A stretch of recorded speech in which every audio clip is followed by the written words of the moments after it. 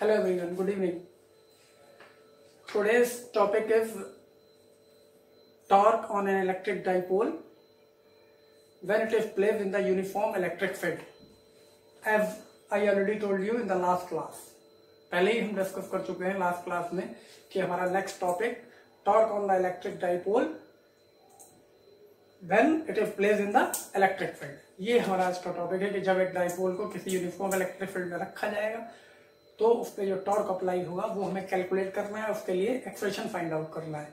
लेकिन इस सबसे पहले चलिए हम देखते हैं कि जब हम एक यूनिफॉर्म इलेक्ट्रिक फील्ड में किसी डाइपोल को प्लेस करते हैं तो होता क्या है और उसमें टॉर्क आता कैसे है. तो see on the board. Left we have a uniform electric field with the intensity E. As we already discussed, the uniform electric field is shown by the parallel straight lines. तो हमने दो show की है, हम इससे ज्यादा भी show कर सकते हैं और हम यहाँ कंडीशंस देखते हैं कि डाइपोल को रखने पे क्या होगा. और डाइपोल के बारे में हमें ऑलरेडी पता है, plus Q and minus Q 2A. This is the dipole.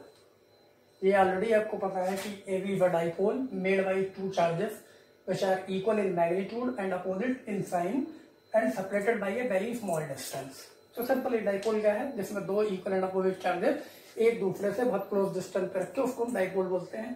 Last कई क्लासेस में मैं कंटिन्यू डिस्कस कर रहा हूँ क्योंकि टॉपिक इंपॉर्टेंट है तो बार बार बता रहा हूँ. अब इसी डाइपोल को हम इस यूनिफॉर्म इलेक्ट्रिक फील्ड में ले जाते हैं. देखिए क्या होता है. minus Q plus Q, dipole is AB and the separation between them is 2A. क्या देखते हैं, डाइपोल को हमने इलेक्ट्रिक फील्ड में रख दिया. अब लास्ट कॉन्सेप्ट जितना हमने स्टडी किया उसके अकॉर्डिंग हमें ऑलरेडी पता है कि इन the electric field the charge experiences a force along to the direction of electric field or opposite to the direction of electric field according to the nature of charge. मतलब जब किसी charge को हम electric field में ले जाते हैं तो उस पर एक फोर्स अप्लाई होता है, वो या तो इलेक्ट्रिक फील्ड के डायरेक्शन में होता है या opposite to the electric field के डायरेक्शन में होता है. और इलेक्ट्रिक फील्ड के डायरेक्शन में कब होता है, जब चार्ज पॉजिटिव हो, और अपोजिट कब होता है, जब चार्ज नेगेटिव हो. तो डाइपोल में तो दोनों ही चार्ज है. और वो फोर्स क्या होता है, the formula of electric field is E equals to F upon Q, then F equals to QE. इसका मीनिंग ये हुआ कि जब कोई Q चार्ज किसी E इंटेंसिटी वाले इलेक्ट्रिक फील्ड में प्लेस किया जाएगा तो उस पर जो फोर्स लगेगा वो क्या होगा, F इक्वल्स टू QE. और इसका डायरेक्शन डिसाइड होगा इसके नेचर के अकॉर्डिंग कि चार्ज ये पॉजिटिव है या नेगेटिव है. अब देखते हैं डाइपोल को जब हमने इलेक्ट्रिक फील्ड में रखा तो इसमें एक चार्ज पॉजिटिव है, तो इस पे जो फोर्स लगेगा इस डायरेक्शन में वो क्या होगा, F इक्वल्स टू QE. किधर होगा, along the direction of electric field. और नेगेटिव चार्ज पे किधर होगा तो इतना ही क्योंकि इलेक्ट्रिक फील्ड इज यूनिफॉर्म इस direction. F equals to Q is also in this direction opposite to the electric field और ये होगा along to the electric field. तो अगर हम डाइपोल को देखें कि इस पर टोटल फोर्स कितना है, QE उधर लग रहा है और QE इधर लग रहा है, means the resultant force F is equals to QE minus QE. तो नेट फोर्स इज 0. तो ये बात हमेशा आप ध्यान में रखिएगा कि जब किसी डाइपोल को किसी इलेक्ट्रिक फील्ड में, यूनिफॉर्म इलेक्ट्रिक फील्ड में इस तरीके से रखा जाएगा कि उसका डाइपोल मूवमेंट किधर होता है, नेगेटिव से पॉजिटिव, और यही इलेक्ट्रिक फील्ड का डायरेक्शन है. उसका डाइपोल मूवमेंट इलेक्ट्रिक फील्ड के डायरेक्शन पे हो तो उस पर अप्लाई होने वाला रिजल्टेंट फोर्स कितना होगा, 0. ये क्वेश्चन भी आते हैं एग्जाम में. तो net force on the dipole is 0. तो जब इस पे फोर्स ही 0 हो गया इट मींस इस पे कोई टॉर्क इस कंडीशन में अप्लाई हो ही नहीं सकता. ठीक है, means torque on the dipole in this situation is 0. अब हमें जो कि कैलकुलेट तो टॉर्क ही करना है, आज हम उसी टॉपिक पे डिस्कस कर रहे हैं, तो वो कौन सी सिचुएशन होगी, let's see.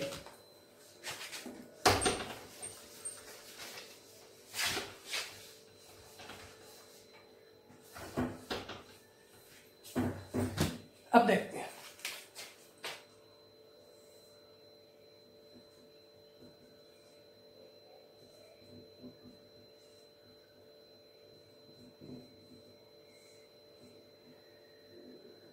This is the dipole. अब ये एक डाइपोल है जिसको हमने क्या किया है, इलेक्ट्रिक फील्ड में एक एंगल के साथ प्लेस कर दिया। This is the direction of electric field, हम शो कर देते हैं। This is the direction of electric field E and this is the theta and dipole moment of dipole is T. तो हमें पहले से पता है डाइपोल का डाइपोल मोमेंट किधर होता है, from negative charge to the positive charge. तो इसका डाइपोल मोमेंट इस डायरेक्शन में और इलेक्ट्रिक फील्ड इस डायरेक्शन में, और इन दोनों के बीच में angle between the dipole moment and the electric field is theta. तो हमने कौन सी सिचुएशन यहाँ पे अज्यूम की है, एक डाइपोल एवी जो माइनस क्यू और प्लस क्यू चार्जेस से बना है, एक uniform electric field E intensity वाले में प्लेस किया गया, कैसे कि उसका डाइपोल मोमेंट इलेक्ट्रिक फील्ड के साथ थीटा एंगल बना रहा हो। अब वापस उसी कॉन्सेप्ट पे आते हैं, क्या होगा, इसके पॉजिटिव चार्ज पे एक फोर्स लगेगा along to the direction of electric field और नेगेटिव चार्ज पे अपोजिट। तो देखिए F equals to Q, electric field के डायरेक्शन में पॉजिटिव चार्ज पे और नेगेटिव चार्ज पे F equals to QE again but in the opposite direction. अब कॉन्सेप्ट अंडरस्टैंड करते हैं। सपोज करिए इस मार्कर को रॉड समझिए कुछ टाइम के लिए, और अगर हम इस पर दो फोर्सेस लगाते हैं जो कि मैग्नीट्यूड में इक्वल हो, जैसे कि यहाँ है QE एंड QE, और डायरेक्शन में अपोजिट हो, एक ऊपर से नीचे की तरफ और एक नीचे से ऊपर की तरफ, तो ये क्या हो रहा है,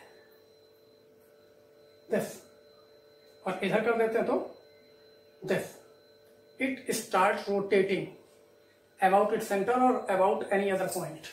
तो मीन्स क्या होता है कि जब हम, तो सिंपल है, जूनियर क्लास स्टैंडर्ड पेपर जो गए, when two forces of equal magnitude are acting on a rod in the opposite direction, they form a couple, and this form rotate or try to rotate the rod clockwise or anti-clockwise, and the moment of this couple is called the torque।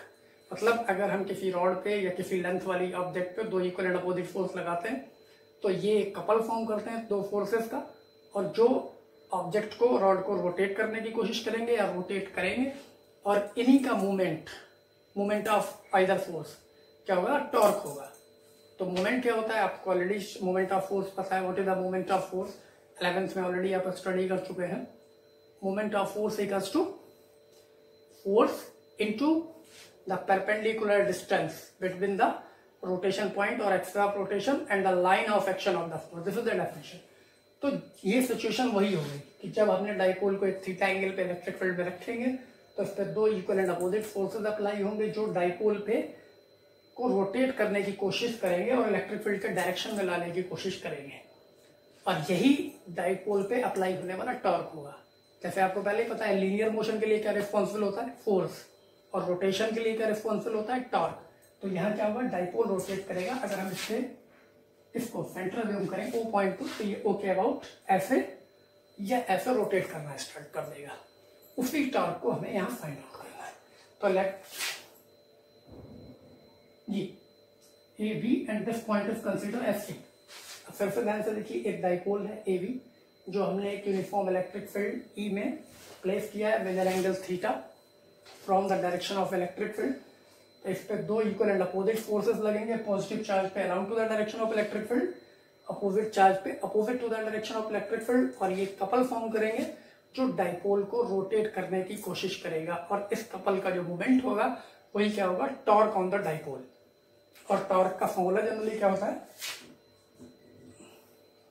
11th से आपको याद आ जाएगा, this is R into F, force distance of the line of action of force from the axis of rotation or rotation point and the line of action of force। मैं एक बार याद दिला देता हूँ, if this is a body and this is the axis of rotation and we apply a force on this point P, the body in this direction, this is the force F, और इसके object x Y के along अगर इस object को rotate कराना है तो this is the perpendicular distance R between the line of action, this is the line of action of force and the axis of rotation, then R into F, this is called the torque।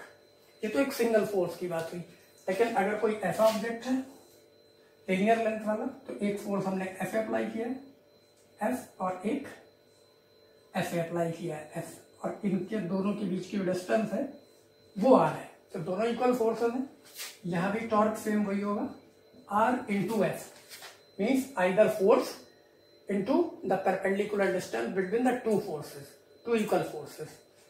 तो अगर हम theoretically बात करें कि जब हम dipole को uniform electric field में किसी एंगल पे रखेंगे तो डाइपोल पे दो इक्वल एंड अपोजिट फोर्स लगेंगे जो एक कपल फॉर्म करेंगे, और वो कपल क्या करेंगे, डाइपोल को रोटेट करके इलेक्ट्रिक फील्ड के डायरेक्शन में लाने की कोशिश करेंगे, और इस कपल के मूवमेंट को ही, मूवमेंट ऑफ फोर्स को ही हम क्या बोलेंगे, टॉर्क बोलेंगे।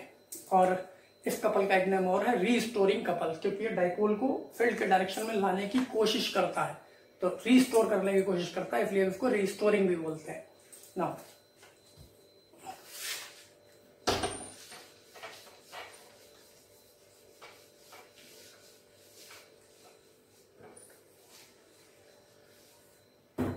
ये तो मैंने आपको वो बताया जो इस कॉन्सेप्ट को अंडरस्टैंड करने की जरूरत थी। अब सीधे सीधे डेरिवेशन पे आते हैं, ठीक है। डायग्राम देख लिया आपने, ये भी देख लिया, तो हम थ्योरेटिकली क्या लिख सकते हैं, let a dipole AB is placed in the uniform electric field of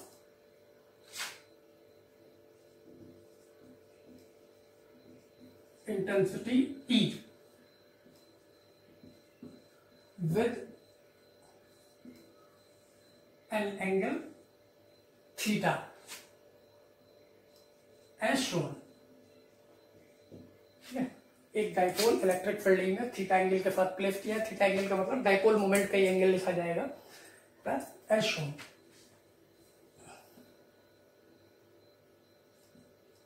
to equal and opposite forces are acting on the dipole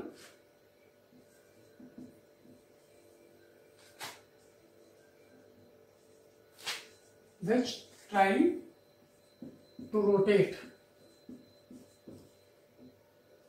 the dipole. Hence, a torque. Torque means moment of force is acting on the dipole.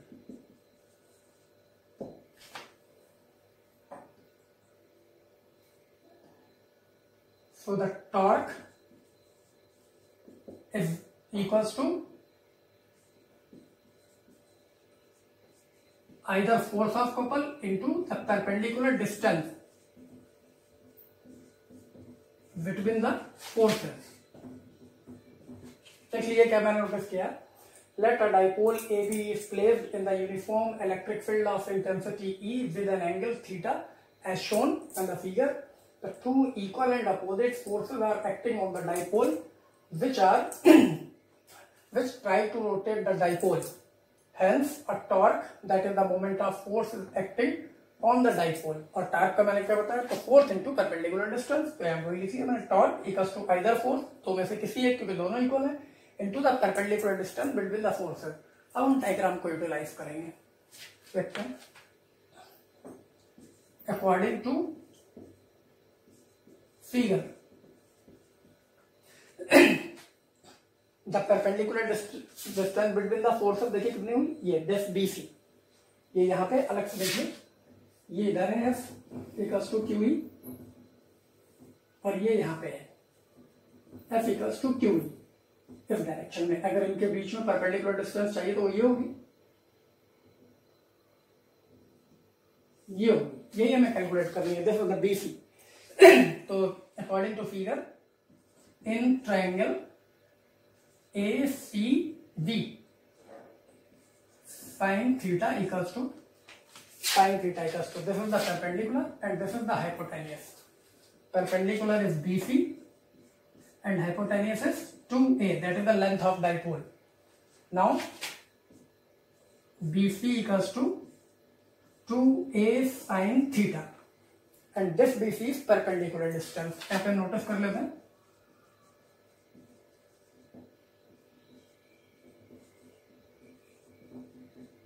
Perpendicular distance, ठीक है, perpendicular distance calculate हो गई, force on each charge of the dipole, इतना आपको screen pause करके note down करना पड़ेगा theoretically. उसके बाद ये प्रोसेस कंटिन्यू रहेगा, तो मैं इतना रब करता हूं। यहां तक स्क्रीन पॉज करके नोट डाउन कर लीजिएगा। सर मैं इसके आगे डिस्टेंस हमने फाइंड आउट कर लिए,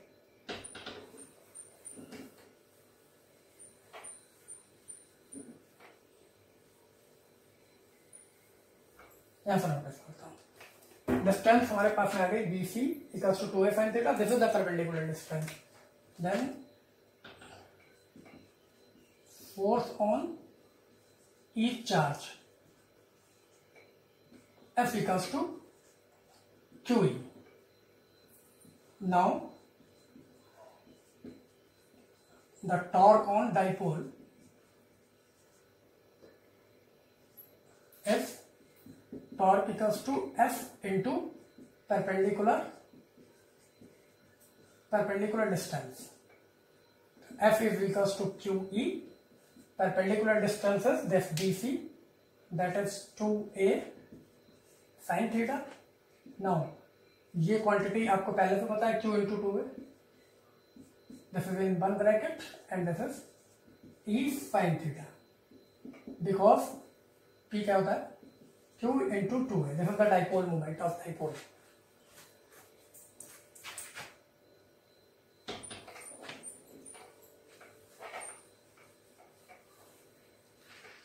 ये डाइपोल मोमेंट हो गया, तो we can replace the term Q into 2a by P।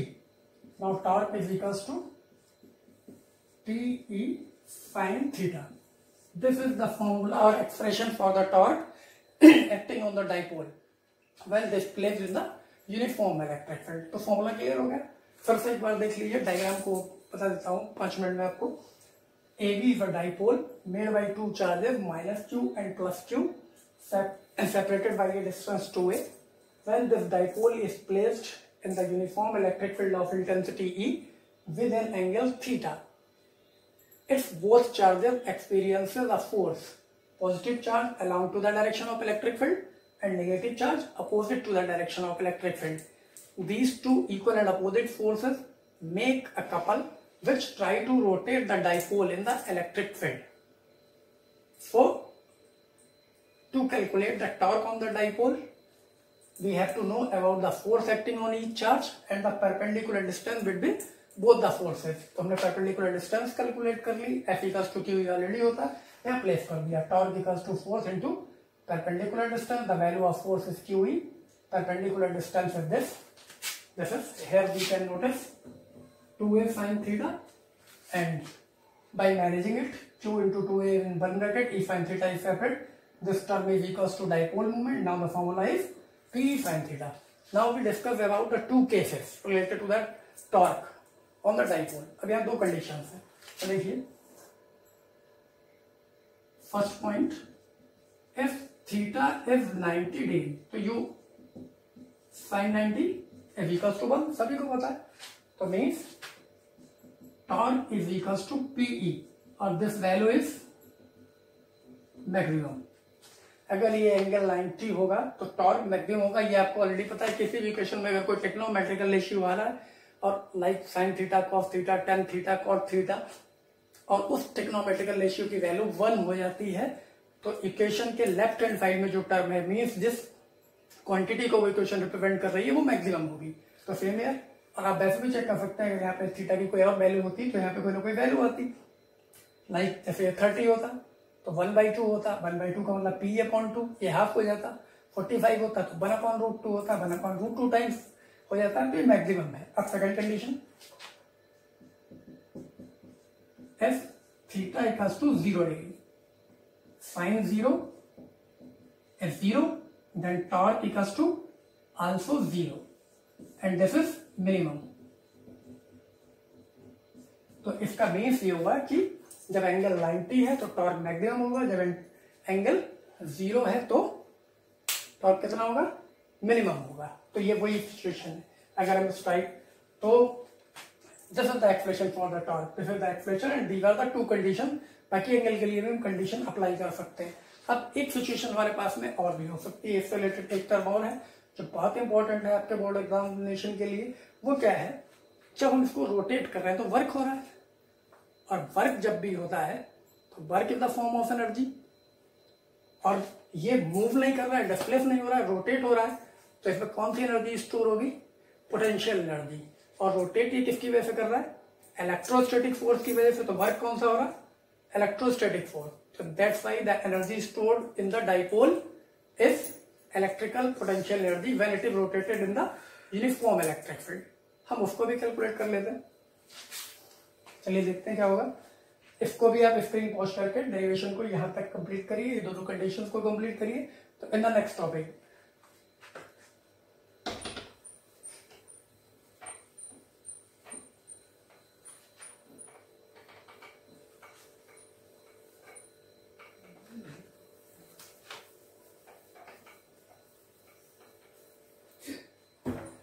the next topic is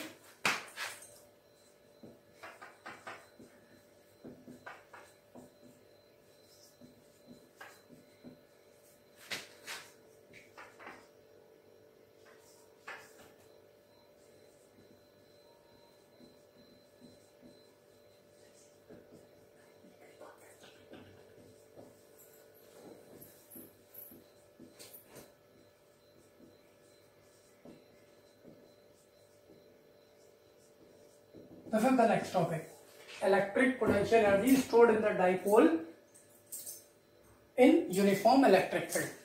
ये जो तो सिंपल सा बात है, जब हम इसको रोटेट करेंगे तो वर्क होगा, और वो वर्क इसमें किस फॉर्म में स्टोर होगा, एज ए पोटेंशियल एनर्जी। लेकिन यहाँ भी कंडीशन है, तो इट मीन्स हमें पहले वर्क चाहिए होगा, और एनर्जी की कंडीशन क्या है, electrical potential energy of a dipole in the uniform electric field is defined as the work done in rotating a dipole from the zero energy position to the variable position। Means dipole को जब हम किसी electric field में ऐसी position से rotate करना start करते हैं जहां पे उसकी पोटेंशियल एनर्जी जीरो हो, मीन्स जब उसका एंगल 90 हो। जीरो अभी टॉर्क कब आया था, जब एंगल ये 90 होगा तो पोटेंशियल एनर्जी कितनी होगी, जीरो होगी। और 90 से लेकर डिवेरेबल पोजीशन तक रोटेट करने के लिए जो हम वर्क करेंगे वो डाइपोल में पोटेंशियल एनर्जी के फॉर्म में स्टोर हो जाएगा। तो उससे पहले हम फॉर्म निकालते हैं, लेकिन उससे पहले एक फॉर्मूला डिस्कस कर लेते हैं। We know that the work is given by force into displacement, सबको पता है। लेकिन ये कब, जब हम डिस्प्लेस करते हैं, means the linear force is responsible for the linear motion displacement. लेकिन जब यही रोटेशन होगा तो फॉर्मूला चेंज हो जाएगा, और वो चेंज कैसे होगा वो मैं आपको बताऊंगा। Let me consider the circle and this is the center। A particle P is start moving on the circumference and reaches to the point P dash with an angle d theta, okay? And r, या only theta ही suppose कर लेते हैं इसको। This is the center।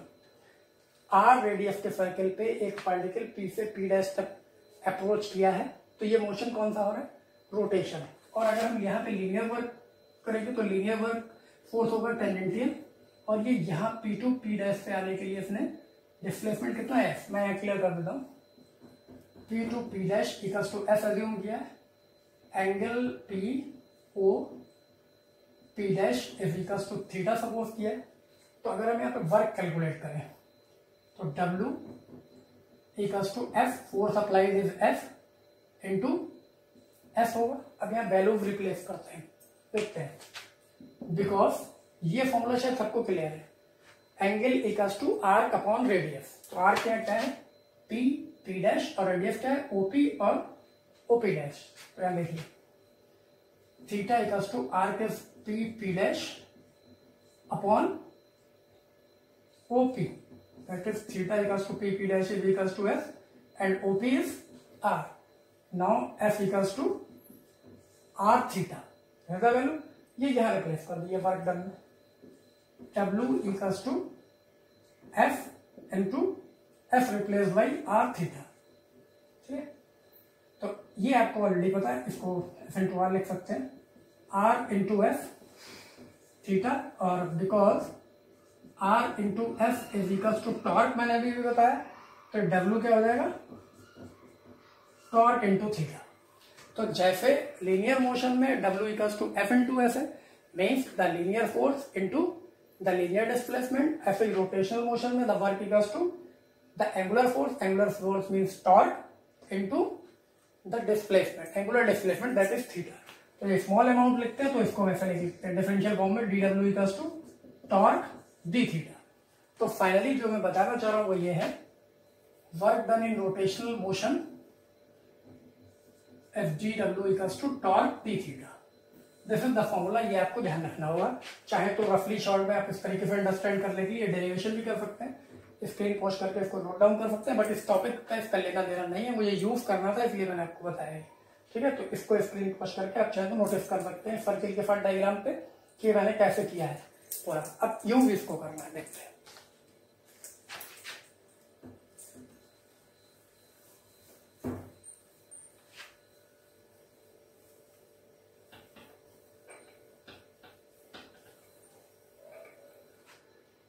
तो theory में आपको सबसे expression notice करना है, expression for the electrical potential energy of an electric dipole और the work done in rotating the dipole. Same derivation है, बस कंडीशन में डिफरेंस आएगा। तो देखते हैं, अगेन हम वही अज्यूम कर सकते हैं थ्योरी में that a dipole is placed at an angle theta in the uniform electric field of intensity E, और if we rotate the dipole in the electric field by a very small angle d theta।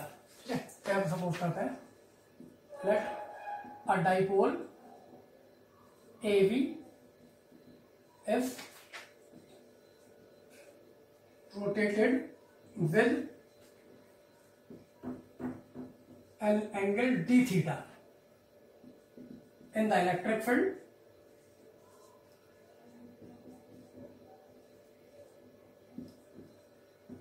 then the small amount of work done is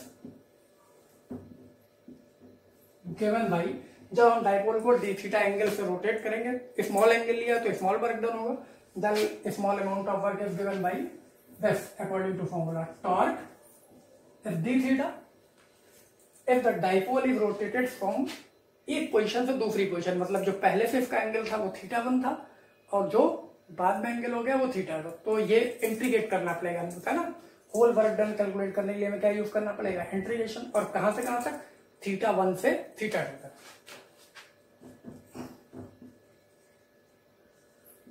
the whole work done in rotating the dipole θ1 to θ2 is integration of dW is W and this θ1 θ2 torque d theta, because torque equals to PE sin theta। ये भी हमने drive किया, तो torque को replace कर सकते हैं, θ1 to θ2 torque is PE sine theta d theta.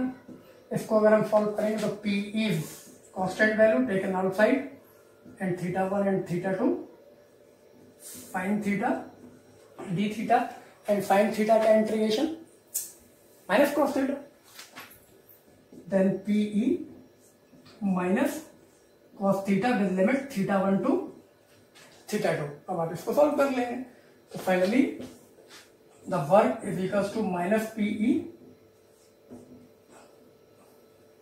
Minus cos side ले लिया है, कॉस θ2 माइनस कॉस θ1। और अगर माइनस को इनसाइड शिफ्ट करना चाहे तो PE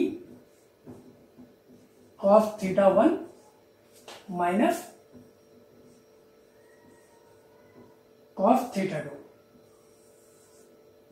this is the expression for the work done in rotating a dipole in the uniform electric field,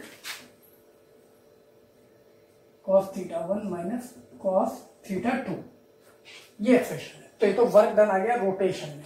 अब हमें फाइंड आउट क्या करना है, पोटेंशियल एनर्जी इलेक्ट्रिकल। उसकी एक पर्टिकुलर कंडीशन है कि जब डाइपोल को हम 90 पोजीशन से रोटेट करना स्टार्ट करते हैं और डिवेलेबल पोजीशन तक, तो जो वर्क होता है वो इलेक्ट्रिकल पोटेंशियल एनर्जी होती है आप, मैं डेफिनेशन बोल रहा हूँ, आप चाहे तो नोटिस कर सकते हैं या अदरवाइज आप बुक की हेल्प ले सकते हैं। तो सिंपल है ये, when a dipole is rotated from the perpendicular position in the electric field to a desirable position, the work done is stored at the electrical potential energy in the dipole. मतलब जब dipole को ऐसे रखा जाता है कि वो electric field के डायरेक्शन के परपेंडिकुलर हो, इस पर्टिकुलर पोजीशन से डिवाइरेबल पोजीशन जितना भी आप चाहते हैं उतना रोटेट करने में जो भी वर्क होता है तो वो उसमें डाइपोल में as a potential energy store हो जाता है। तो फॉर पोटेंशियल एनर्जी अगर हम कंडीशन लिखते हैं, यहां तक फिर से आपको स्क्रीन पॉज करके इसको नोटिस करना है, इस डेरिवेशन को। This is another derivation, board exam में कभी कभी सिर्फ ये भी आ जाता है, और पोटेंशियल एनर्जी का अगर आता है तो इसी के आगे 2 स्टेप आपको बढ़ा देना। देखिए कैसे,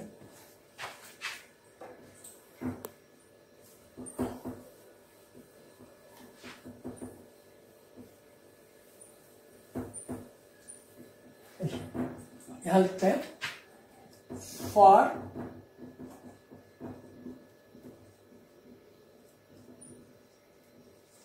फॉर पोटेंशियल एनर्जी, तो θ1 must be 90 degree and θ2 is equal to theta. जब भी हमें पोटेंशियल एनर्जी कैलकुलेट करनी है तो इसी फॉर्मूले में θ1 के प्लेस पे मतलब फर्स्ट पोजीशन 90 होनी चाहिए और सेकंड डिवाइरेबल। तो देखिए जब हम पुट करेंगे तो क्या मिलेगा, तब ये क्या हो जाएगा, U is the symbol of potential energy and this become equals to this work done when the θ1 is 90 and θ2 is variable position। Apply कर दीजिए। Now U equals to PE cos θ1 means 90 degree minus cos θ2 means theta। So cos 90 is, we know that because cos 90 degree is 0, so this term becomes 0।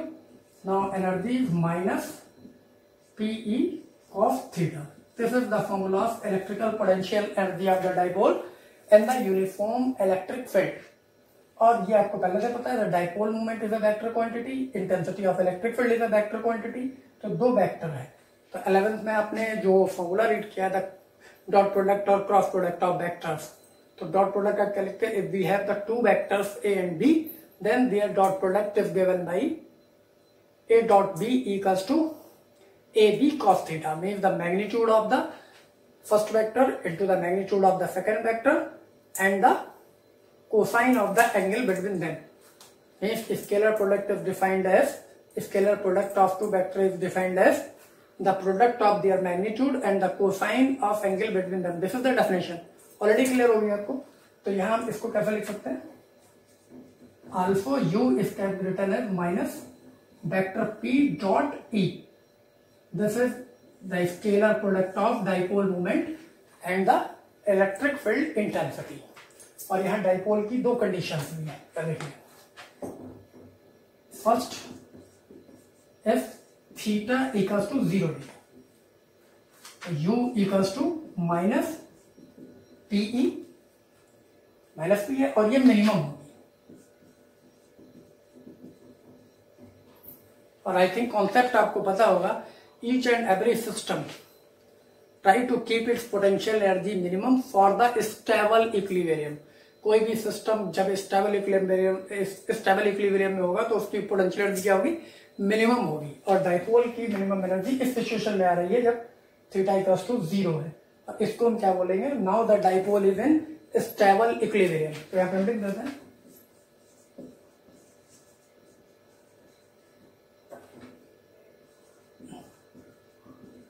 Stable equilibrium. ये भी आपसे question board में पूछा जाता है, what are the conditions of stable equilibrium for unstable equilibrium of dipole in the uniform electric field. समझ लीजिए, जब डाइपोल की एनर्जी मिनिमम होगी तो वो स्टेबल इक्विलिब्रियम में होगा, that is U equals to minus PE। और सेकंड कंडीशन वो मैं यहाँ नोटिस करता हूँ, डायग्राम रख कर देता हूँ।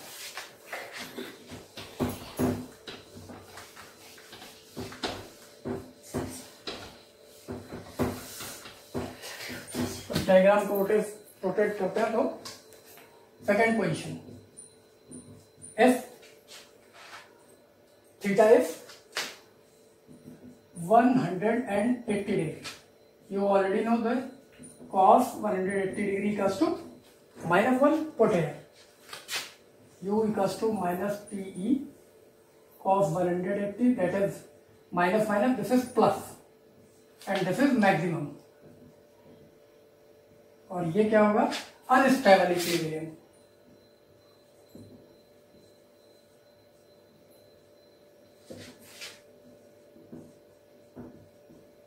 This is the condition of unstable equilibrium. So it means in the stable equilibrium the potential energy of dipole is minus P, and in the unstable equilibrium the potential energy is P. So these are the two conditions. तो मैंने बताया ना कि board में question दिया था, what are the conditions of stable equilibrium and unstable equilibrium of dipole in the uniform electric field. So this is the topic for today.